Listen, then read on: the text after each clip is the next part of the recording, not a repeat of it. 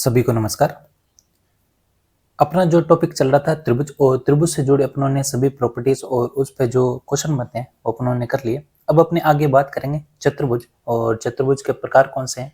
तो स्टार्ट करते हैं आज की वीडियो। चैनल पे नए हो तो चैनल को जरूर सब्सक्राइब करें, साथ ही बेल आइकन को भी दबाएं ताकि वीडियो के नोटिफिकेशन आपको डेली मिल सके। तो पहले बात करते हैं अपने चतुर्भुज।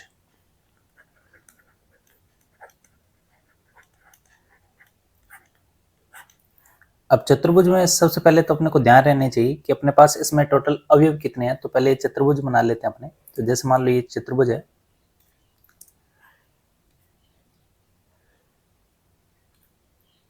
अब इसमें अपने को ध्यान रखना है कि इसमें एक तो है आपके पास भुजा, और यहाँ पे भुजा कितनी है, 4, और एक बन जाते हैं इसमें विकर्ण। विकर्ण मान लो आमने सामने, अगर आप इसी तरह इस चीज को भी अपने मिलाएं तो ये बन जाएगा आपके 2 विकर्ण।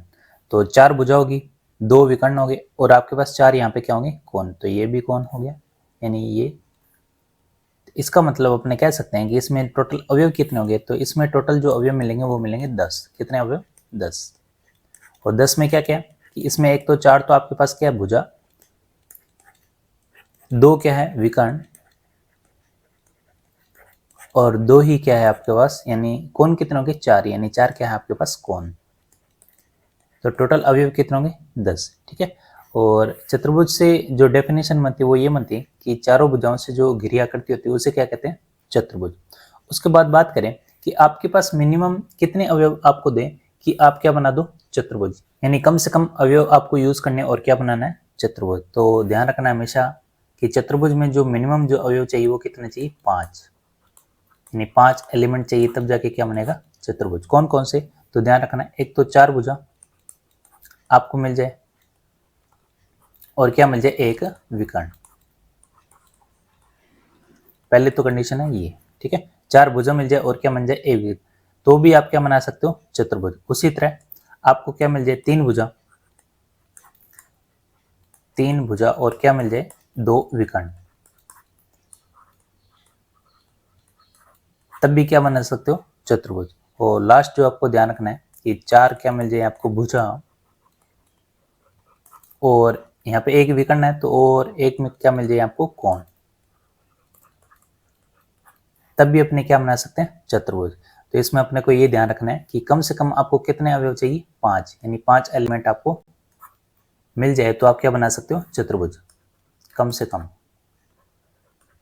तो ये तो क्वेश्चन था जो अपने को ध्यान रखना है।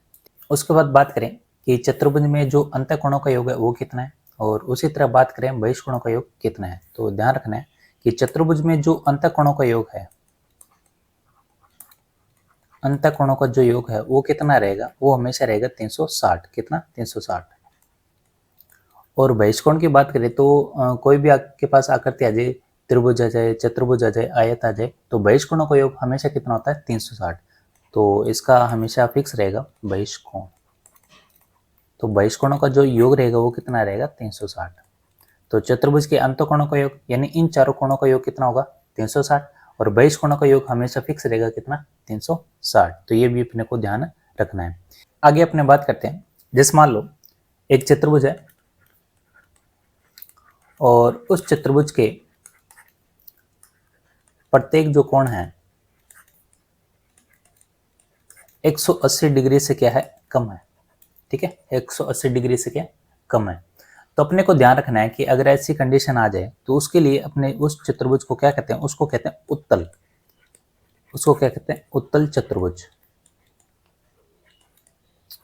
तो यहाँ पे उत्तल का मतलब क्या होता है, कॉन्वेक्स। तो ध्यान रखना है कि वो चतुर्भुज कौन सा रहेगा आपका, उत्तल चतुर्भुज। जैसे मान लो ये आपके पास चतुर्भुज है, और यहाँ पे आपके पास जो कोण बन रहा है, ये वाला कोण 180 डिग्री से कम है, और ये कोण भी 180 डिग्री से, ये कोण भी 180 डिग्री से, इसी तरह ये भी। तो इसका मतलब ये जो चतुर्भुज बनेगा ये कौन सा बनेगा आपका, उत्तल चतुर्भुज। ठीक है। और हमेशा ध्यान रखना कि जो उत्तल चतुर्भुज है इसमें जो विकर्ण अगर आप मिलाओगे तो ये कहाँ बनेंगे, अंदर। ठीक है। तो ये यहाँ से अपने सामने मिलाएं तो ये है आपका उत्तल चतुर्भुज, और इसमें जो विकर्ण बनेंगे, विकर्ण कहाँ बनेंगे, अंदर। तो ये भी प्रॉपर्टी अपने को ध्यान रखनी है। उसके बाद बात करें अपने एक और कंडीशन, अगर मान लो ये आपके पास चतुर्भुज के प्रत्येक कोण 180 डिग्री से क्या कम है। अगर ज्यादा हो तब इसको क्या बोलेंगे, तो ध्यान रखना उसको बोलेंगे अवतल यानी कॉनकेव। तो चतुर्भुज का जो प्रत्येक कोण है 180 डिग्री से क्या मिल जाए ज्यादा, क्या मिल जाए ज्यादा, तो उसे क्या बोलेंगे, उसे बोलेंगे अवतल। क्या बोलेंगे, अवतल चतुर्भुज। अब अवतल चतुर्भुज अपने बनाते हैं तो इसमें जैसे मान लो, और इसको ऐसे मिला देते हैं, और इसी तरह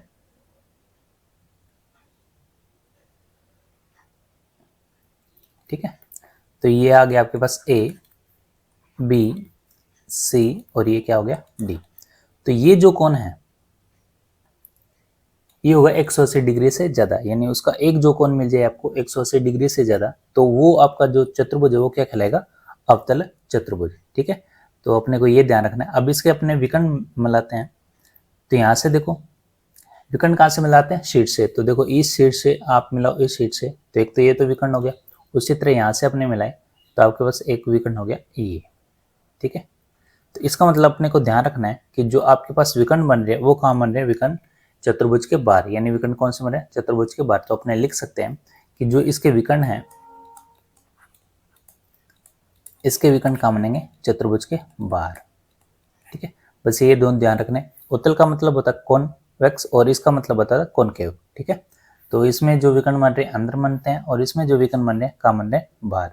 उसी तरह बात करें,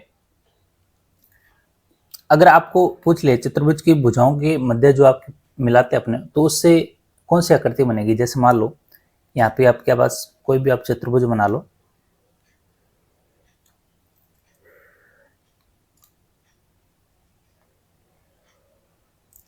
ये चतुर्भुज है, इसको नाम दे देते अपने ए बी सी और डी। अब इनकी भुजाओं के मध्य बिंदु, यानी ये भुजा का क्या है, मध्य बिंदु, तो यहां से अपने इनको आपस में मिलाएं।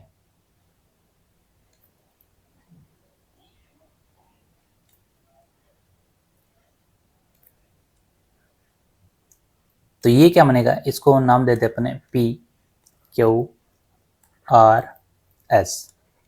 तो ध्यान रखना कि मध्य बिंदु को मिलाने पर जो आपके पास आकृति बनेगी उसको बोलेंगे समांतर चतुर्भुज। क्या बोलेंगे, समांतर चतुर्भुज। तो इसको अपने लिख सकते हैं पी क्यू आर एस एक क्या है, समांतर चतुर्भुज।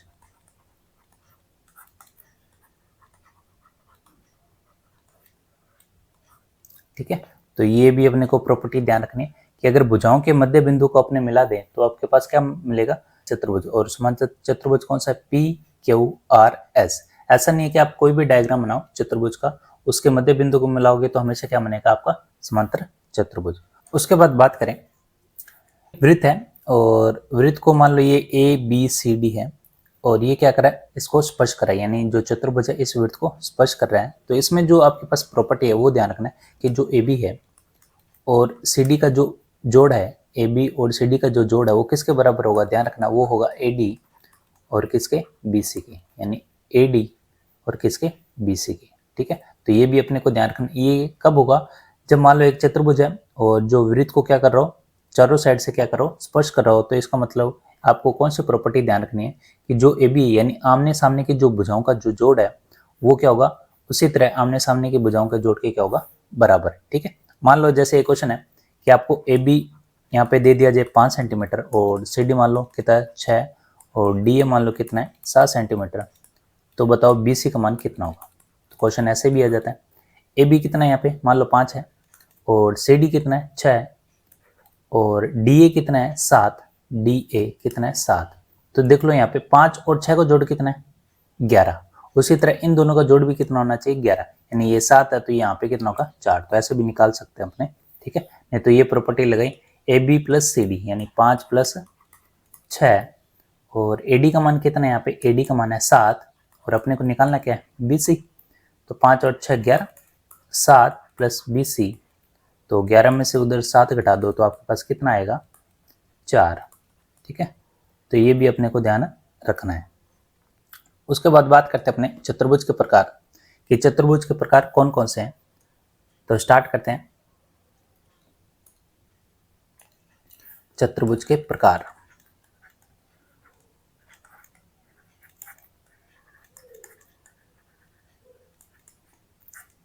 तो पहले बात करते हैं अपने आयत की, रेक्टेंगल। ठीक है, तो आयत की बात करें तो आयत में क्या होता है, जैसे अपने आयत बना लेते हैं।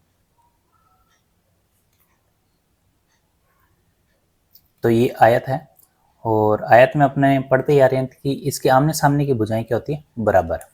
आमने सामने की भुजाएं क्या होती है, बराबर। उसके बाद बात करें कि इसका जो प्रत्येक जो कोण है वो कितने डिग्री का होता है। हमेशा ध्यान रखना, ये जो कोण है ये होते हैं 90 डिग्री के, यानी इसका जो प्रत्येक कोण है वो होता है 90 डिग्री का। उसी तरह बात करें कि अगर यहाँ पे मैं विकर्ण खींच दूं,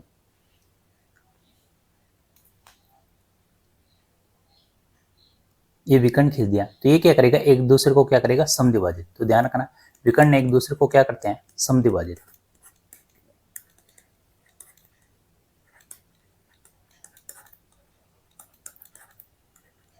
एक दूसरे को समद्विभाजित। उसके बाद आयत में अपने क्या क्या, आयत को अपने क्या क्या कह सकते हैं, तो ध्यान रखना, आयत को अपने समांतर चतुर्भुज भी कह सकते हैं, समांतर चतुर्भुज। और क्या कह सकते हैं, आयत को समलंब चतुर्भुज भी कह सकते हैं, समलंब चतुर्भुज। तो ये भी अपने आगे पढ़ेंगे कि समांतर चतुर्भुज कौन सा होता है, समलंब चतुर्भुज कौन सा होता है। ठीक है, तो आयत को क्या कह सकते हैं, समांतर चतुर्भुज भी कह सकते हैं, और क्या कह सकते हैं, समलंब चतुर्भुज। आयत को अपने क्या नहीं कह सकते, आयत वर्ग नहीं होता, आयत वर्ग नहीं होता। और आयत क्या नहीं होता, और ध्यान रखना है, एक समचतुर्भुज नहीं होता। तो ये भी अपने को ध्यान रखना है। तो आयत को अपने समांतर चतुर्भुज भी कह सकते हैं, समलंब चतुर्भुज भी कह सकते हैं, और क्या नहीं कह सकते, वर्ग नहीं कह सकते, और क्या नहीं कह सकते, समचतुर्भुज। उसके बाद बात करें कि जो आपके पास आयत है, आयत की मध्य जो भुजाएं हैं, मान लो ये है, और यहाँ पे मध्य जो बिंदु है, इनको अगर मिलाए तो क्या बनेगा, तो ध्यान रखना, इनको अगर अपने मिलाते हैं तो ये बनेगा समचतुर्भुज। तो इनको आपस में मिलाएं तो ये बनेगा समचतुर्भुज। ये अपने को ध्यान रखना है कि आयत के मध्य बिंदु को मिलाने पर क्या बनेगा, समचतुर्भुज। आयत के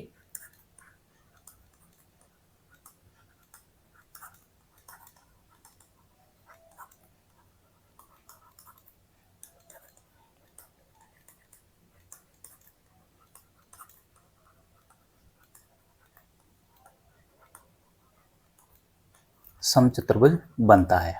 ठीक है, तो मान लेते वो समचतुर्भुज कौन सा, ए बी सी और डी। तो क्या देगा इसमें, ए बी सी डी। तो ये क्या है, समचतुर्भुज। ठीक है, तो ध्यान रखना, आयत के मध्य बिंदु को मिलाने पर क्या बनता है, समचतुर्भुज। उसके बाद बात करें अपने वर्ग, यानी चतुर्भुज के दूसरे टाइप की, जिसको बोलते हैं स्क्वायर, यानी दूसरा जो है आपके पास वर्ग। और वर्ग को क्या कहते हैं, स्क्वायर। अब वर्ग में बात करें तो वर्ग में क्या होता है कि जो आपके पास चारों जो भुजाएं होती है वो क्या होती है, बराबर।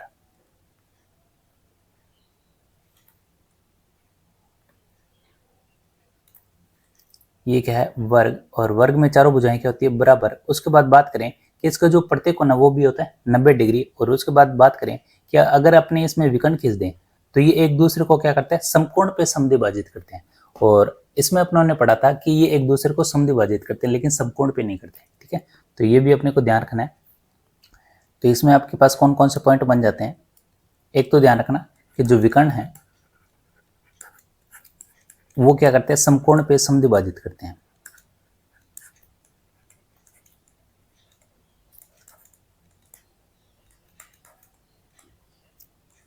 कैसे, जैसे मान लो यहाँ पे विकर्ण खींचते अपने,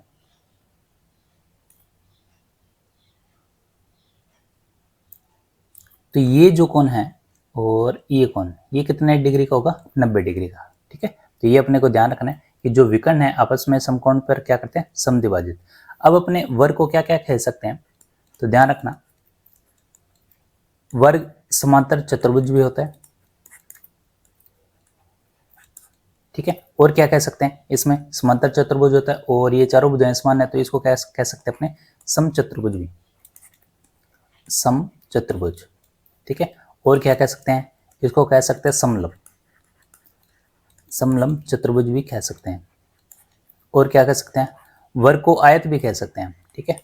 लेकिन आयत को वर्ग नहीं कह सकते, ठीक है। ये उल्टा है, अपने को ध्यान रखना है कि जो वर्ग है इसको आयत है, इसको वर्ग नहीं कह सकते, लेकिन वर्ग को कह सकते अपने आयत, ठीक है। तो ये भी अपने को ध्यान रखना है। उसके बाद बात करें कि इसका जो मध्य बिंदु है भुजाओं का, इनको अगर आपस में मिला दे तो क्या बनेगा आपके पास। तो वर्ग के जो मध्य बिंदु है अगर इसको आपस में मिला दोगे तो ये आपके पास वर्ग ही बनेगा। क्या बनेगा, वर्ग।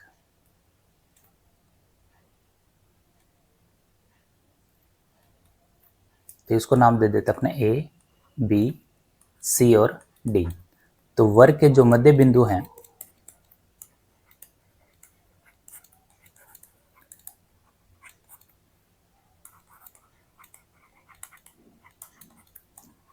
और ये क्या बनेगा, वर्ग, वर्ग ही बनेगा, ठीक है। तो ये भी अपने को ध्यान रखना है कि वर्ग के मध्य बिंदु मिलाने पर क्या बनेगा, वर्ग बनेगा, ठीक है।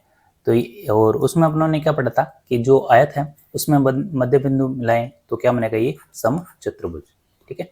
तो ये कुछ प्रॉपर्टीज हैं जो आपको ध्यान रखनी है। उसके बाद बात करते हैं अपने समचतुर्भुज। तो तीसरा आपके पास है रोम्बस, जिसको बोलते हैं समचतुर्भुज, समचतुर्भुज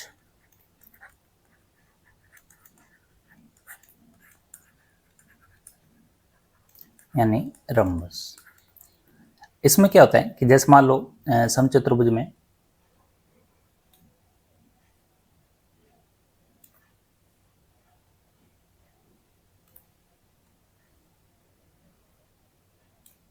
और यहाँ पे जो आपके पास दो विकर्ण है, एक तो विकर्ण है आपके पास ये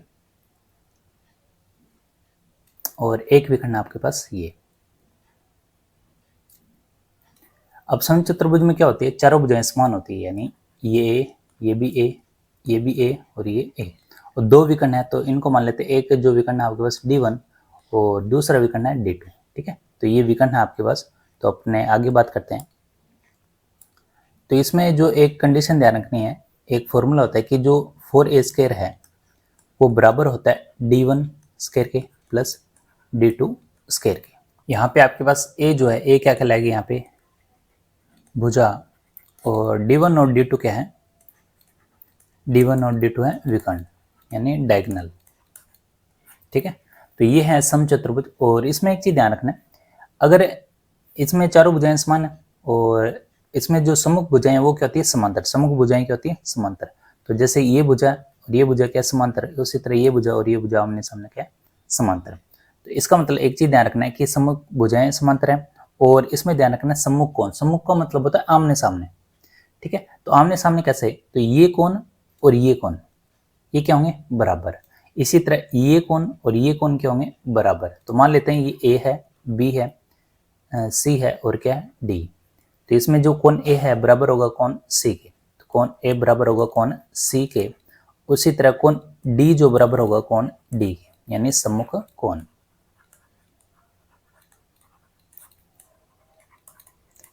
ये बराबर होंगे और क्या बराबर, सम्मुख भुजा, ये भी क्या होंगे, बराबर, ठीक है। यानी ए बी बराबर है किसके, सी डी के, और जो ए डी बराबर है वो किसके बराबर होगा, सी बी के, ठीक है। एक तो ये अपने को ध्यान रखना है। उसके बाद ध्यान रखना है कि जो विकर्ण है ये समकोण पे समद्विभाजित होंगे, किस पे, समकोण पे। लेकिन समकोण पे तो समद्विभाजित होंगे लेकिन इसमें विकर्ण बराबर नहीं होंगे। बस इसमें यही ध्यान रखना है कि जो विकर्ण है वो बराबर नहीं होंगे, विकर्ण बराबर नहीं होंगे, लेकिन जो विकर्ण है वो समद्विभाजित होंगे किस पे, समकोण पे,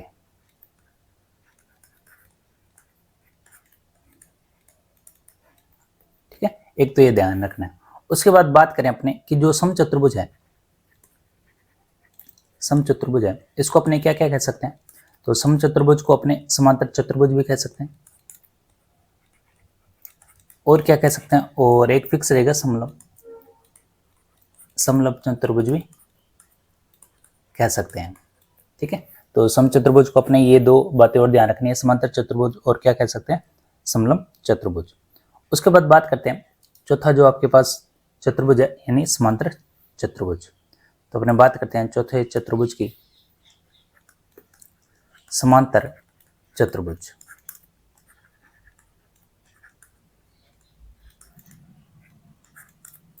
अब समांतर चतुर्भुज अपने डायग्राम बना लेते हैं कि ये है आपके पास, मान लो समांतर चतुर्भुज।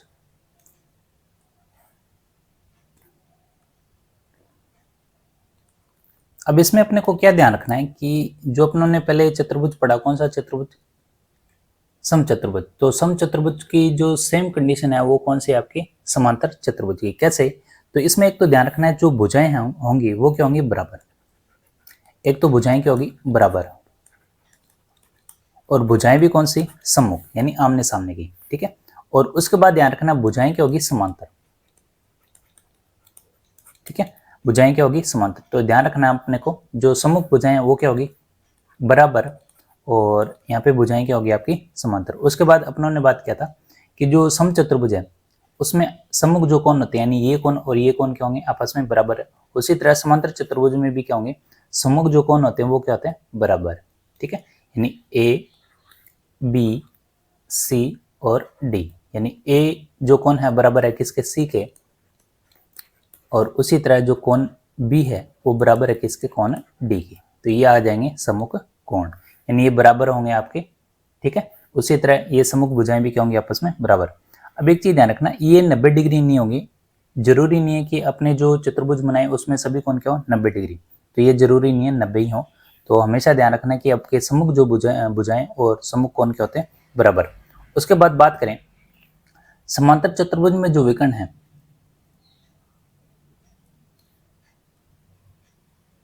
समांतर चतुर्भुज में जो विकर्ण है ये बराबर नहीं होते। समचतुर्भुज में भी ये पढ़ा था कि इसमें जो विकर्ण है, विकर्ण बराबर नहीं होते। लेकिन जो विकर्ण है एक दूसरे को क्या करेंगे, समद्विभाजित, एक दूसरे को समद्विभाजित करेंगे।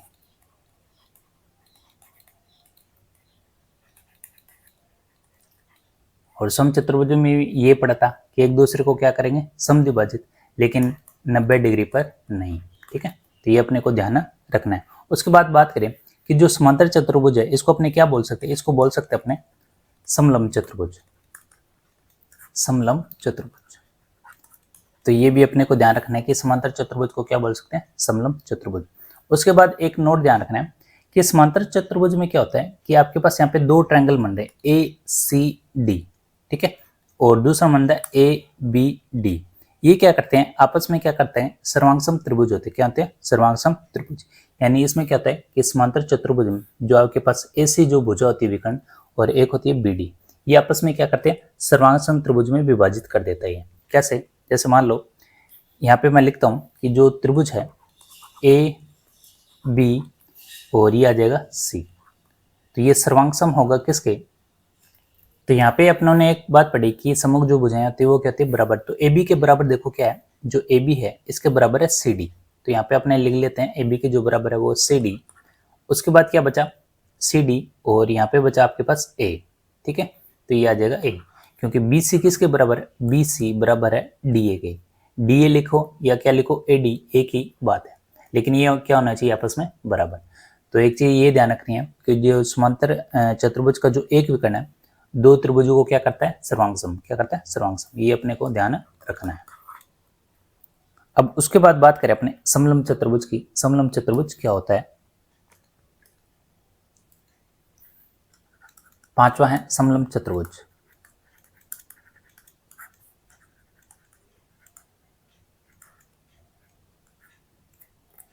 जिसको बोलते हैं ट्रेपेजियस, ट्रेपेजियस, ठीक है। जैसे मान लो ये आपके पास चतुर्भुज है और इसको आपस में मिला देते हैं अपने,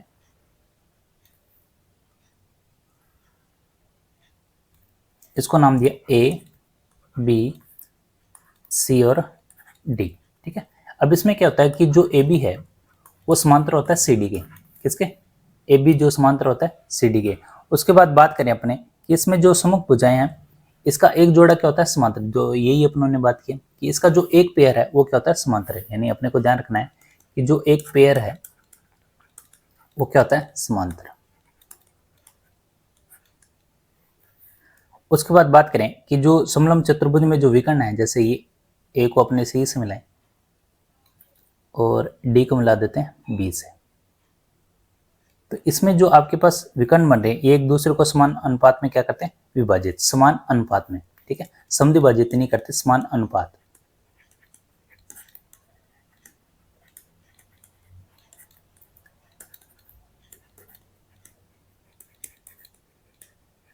और ये कर्ता कौन है, विकर्ण।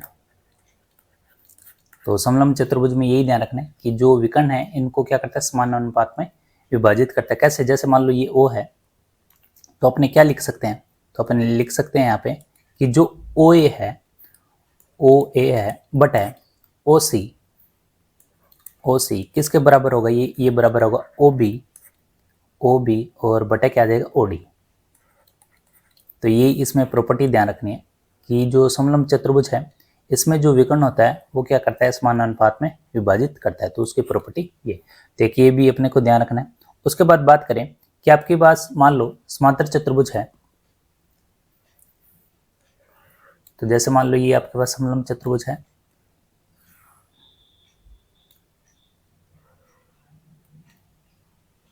और इसके मध्य कोई अपने एक और लाइन खींच देते हैं ए बी, और ये आ जाएगा सी और ये आ जाएगा डी। तो यहाँ मान लो यहाँ पे एक और लाइन खींच देते अपने और इसको नाम देते अपने पी क्यू। तो पी क्यू का अगर मान निकालना हो तो ध्यान रखना कि जो पी क्यू का मान कैसे निकलेगा, तो जो आमने सामने की भुजाएं ए बी और सी डी इन दोनों का टोटल और बटे में क्या करना आपको 2, यानी A B plus C D बटा 2, ठीक है। तो ध्यान रखना है कि अगर मान लो दो भुजाएं आपके पास समांतर है समलंब में, ए बी समांतर है सी डी की, और मध्य आपके पास एक रेखाखंड खींच दी जाए उसी के समांतर, तो ध्यान रखना है इसका मान कैसे निकालोगे, तो ए बी और इन दोनों का जोड़ और बटे क्या करोगे 2। तो ये भी अपने को ध्यान रखना है कि अगर आपके पास कोई रेखाखंड खींच दे।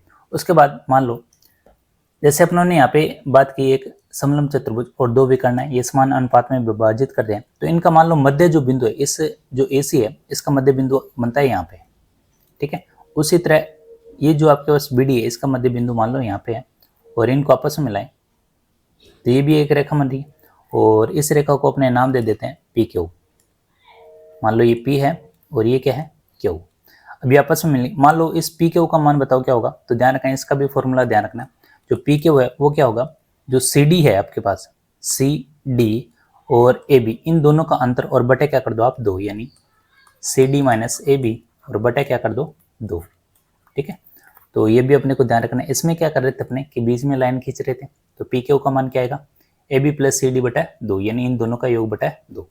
और इसमें क्या होगा कि जो आपके पास विकर्ण का जो मध्य बिंदु है आपस में अगर मिला दें तो क्या बनेगा आपके पास PQ, और PQ का मान कैसे निकलेगा कि दोनों जो भुजाएं हैं इनका अंतर और बटे क्या करोगे 2। तो ये तो आ जाएगा क्या समलंब चतुर्भुज, ठीक है। तो ये तो था आपके पास चतुर्भुज, यानी चतुर्भुज के कितने प्रकार है। उसके बाद बात करते अपने चक्रीय चतुर्भुज।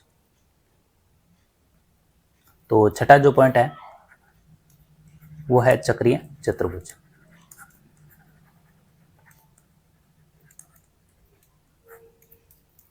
तो ये आपके पास एक वृत्त है और वृत्त में क्या होता है कि एक चतुर्भुज है, जैसे मान लो एक तो बिंदु यहाँ पे बना देते हैं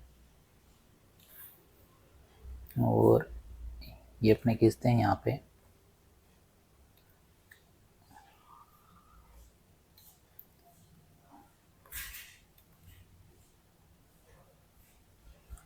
ठीक है। तो ये आ गया आपके पास, ये मान लेते हैं A B और ये आ जाएगा C और ये क्या आ जाएगा D। तो एक चीज ध्यान रखना है इसमें कि चतुर्भुज में क्या होते हैं, इसके जो चारों शीर्ष हैं ये कहाँ पे स्थित होता है, वृत्त की परिधि यानी इसके पैरामीटर पे। तो ध्यान रखना है कि इसमें जो आपके पास इनके जो बिंदु है वो कहाँ पे स्थित होते हैं, वृत्त की परिधि पर। वृत्त की परिधि पर चतुर्भुज के चारों जो शीर्ष है वो स्थित रहते हैं, चारों शीर्ष, ठीक है। तो उस चतुर्भुज को क्या बोलेंगे, चक्रीय चतुर्भुज, ठीक है, जिसके चारों शीर्ष कहाँ पे हो, वृत्त की परिधि पर, उसको बोलते हैं चक्रीय चतुर्भुज। अब इसमें एक चीज ध्यान रखना है कि चक्रीय चतुर्भुज में जो सम्मुख कोण होते हैं, जैसे ये कोण सम्मुख यानी आमने सामने के कोण और C, इनका जो टोटल होगा वो कितना होगा 180 डिग्री, यानी कोण A प्लस कोण C कितना होगा 180 डिग्री। उसी तरह बात करें कि कोण बी और कोण डी, इनका जो टोटल वो भी कितना होगा 180 डिग्री। तो चक्रीय चतुर्भुज में बस इतना ही ध्यान रखना है कि जो चतुर्भुज है इसके जो शीर्ष है वो कहाँ रहेंगे, विड्थ की परिधि पर, और जो इसके आमने सामने कोण है यानी इनका जो टोटल है वो कितना होगा 180 डिग्री। ठीक है, तो यही अपने को इसमें प्रॉपर्टी ध्यान रखनी थी। उसके बाद बात करते हैं काइट की, जिसको बोलते हैं पतंग। पतंग, ठीक है, काइट। अब काइट कैसी होती है तो अपने को पता है, जैसे मान लो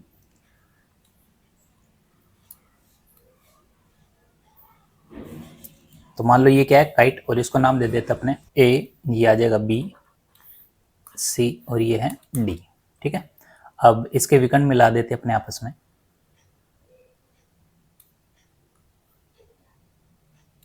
अब ये विकर्ण है, इस विकर्ण में क्या होते हैं, जो आसन भुजाएं होती है, जैसे ये एडी और एबी, ये क्या होती है बराबर, यानी ये आसन भुजाएं सम्मुख होती है आमने सामने। और आसन क्या होती है, जो ए के शीर्ष से आपके जो दो भुजाएं निकलती हैं उनको बोलते हैं आसन भुजाएं। तो ये ए है और ये डी है, यानी ए डी जो बराबर होगा किसके, ए बी के। ठीक है, और उसके बाद बात करें और कौन सा आसन भुजाएं, एक तो ये भुजा और एक ये भुजा। ठीक है, यानी सी डी बराबर होगा किसके, बी सी की। तो अपने लिख सकते हैं कि जो आपके पास सी डी है वो बराबर होगा बी सी की। ये भुजाएं आसन। तो आसन और सम्मुख में ध्यान रखना, जैसे मान लो अब ये दो भुजाएं इसी से निकल रही, ये भुजा कहलाती आसन भुजाएं। ठीक है, और जो आमने सामने की भुजाएं होती है वो होती है सम्मुख। ठीक है, तो ये है आसन भुजा। तो एक तो ये ध्यान रखना। उसके बाद बात करना है कि जो आपके पास विकर्ण है ये आपस में किस पे काटेंगे, समकोण पर। ये भी अपने को ध्यान रखना है, किस पे, समकोण पे। तो ध्यान रखना है विकर्ण हमेशा जो काइट में क्या करते हैं, समकोण पर काटते हैं, समकोण पर काटते हैं। तो आज अपनों ने बात की चतुर्भुज पे आधारित उसके प्रकार और उसकी प्रॉपर्टीज पे, और कल अपने बात करेंगे किस पे आधारित किस प्रकार के क्वेश्चन बनते हैं। तो वीडियो में बने रहे। तो मिलते हैं नेक्स्ट वीडियो में एक नए टॉपिक के साथ। धन्यवाद।